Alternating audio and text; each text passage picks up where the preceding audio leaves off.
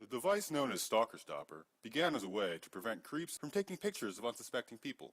It didn't take long for people to realize that the device could be used for many different purposes. Celebrities began using the device to avoid the paparazzi, and since everybody hates the paparazzi, nobody really minded. Soon, the technology became wildly popular, but it wasn't until the next protest that the true potential for abuse became a reality. For many years, the best defense against police brutality was the ability of protesters to take pictures of the police and record them breaking the law. But with the development of Stalker Stopper, that all changed. Journalists, too, became irritated with the device. Many photojournalists felt that they had lost out on prize-winning photographs due to the technology.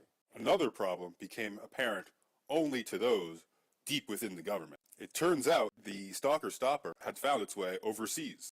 The necklaces became spotted everywhere in villages in Yemen and Pakistan. The US government's drones were now flying blind. And even the US government is not reckless enough to launch missiles while blind. An intense debate broke out all over the country. Many wanted to ban the technology entirely. Others thought they should just leave it alone. But most people fell somewhere in between. The two biggest factions were almost completely opposed to each other. One, made up of many protesters and anti-establishment journalists, as well as activists and citizens concerned with privacy, maintained that civilians should be allowed to use technology, but that police and military should not. On the other side, many believed that only the police and the military should have access to technology, and that ordinary citizens should not have the expectation of privacy that the device provided. The debate raged for months, and many bills were brought to the floor of the House and the Senate. Eventually, however, those who advocated that only the police and the military should have access to technology were able to bribe and bargain their way to victory.